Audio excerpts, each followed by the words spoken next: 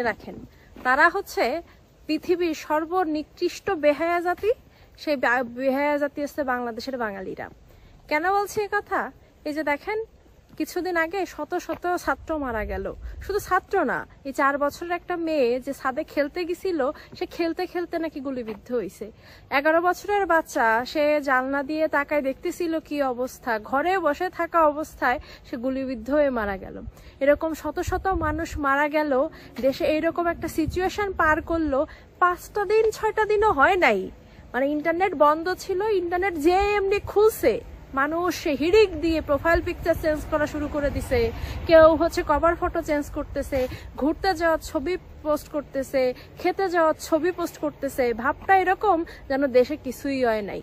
মানে এতগুলো মানুষজন মারা গেল, তাদের কাছে এগুলো আসলে কিছুই মনে হয় নাই। ভাই আমার তো কিছু হয় নাই, মানে ব্যাপারটা এরকম, আশ দিয়ে পাশ দিয়ে যায় উচ্ছন্ন যাক, আমি ভালো আছি, আমার কোনো সমস্যা নেই, আমি চাকরিজীবী, আমি বেতন মাস গেলে পাচ্ছি, আমার তো কোনো সমস্যা নেই। মানে এতটা বেহায়া, এতটা বেলজ্জ।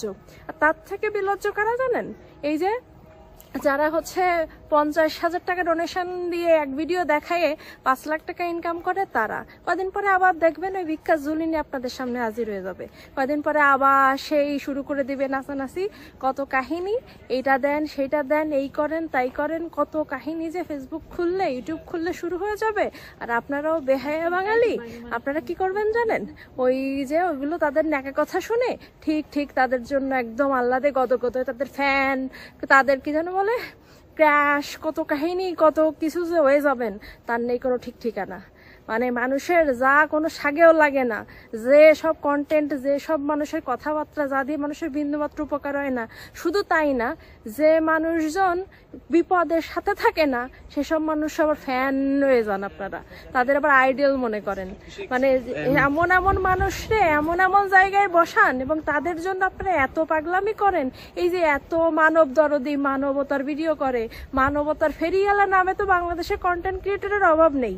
সে কই সে মানবতার ফেরিওয়ালা? মানবতার ফেরিওয়ালা কি ওই মানে 20,000 টাকা 10,000 টাকা দান করে দিলাম, একজনকে বাজার করে দিলাম, মানবতার ফেরিওয়ালা হয়ে গেল? মানে বেহায়ার একটা লিমিট থাকে, আমাদের বাঙালিদের সেই বেহায়ার লিমিট নাই। এই যে আমরা দেখতেছেন না, কামলার মতো দেখাচ্ছে। আমি ভোর 4:45টায় বের হয়েছি, সারাদিন কাজ করে এই যে বাসায় ফিরতেছি, এই যে বাজারের ব্যাগ নিয়ে বাজার করে। এই হচ্ছে অবস্থা এখানে। এই অবস্থায় থাকে সারাদিন কামলা খাইতেও, তারপরেও জন্য কি করি, মেইলে যারা দিচ্ছেন হেল্পের জন্য, কিভাবে আসবেন, কিভাবে অ্যাডমিশন কি সিস্টেম কি, সবকিছু নিয়ে যারা হেল্প চাচ্ছেন সেইগুলো করতেছি। মানে এত কিছু করার পরেও আমরা এই যে হাড় ভাঙা খাটুনি খাটতেছি, ফ্যামিলিরা সাপোর্ট দিচ্ছি, নিজেরা শক্ত হয়ে দাঁড়াচ্ছি, সাথে এই যে পোলাপান যেগুলো আসতে চাচ্ছে তাদেরকে হেল্প করতেছি।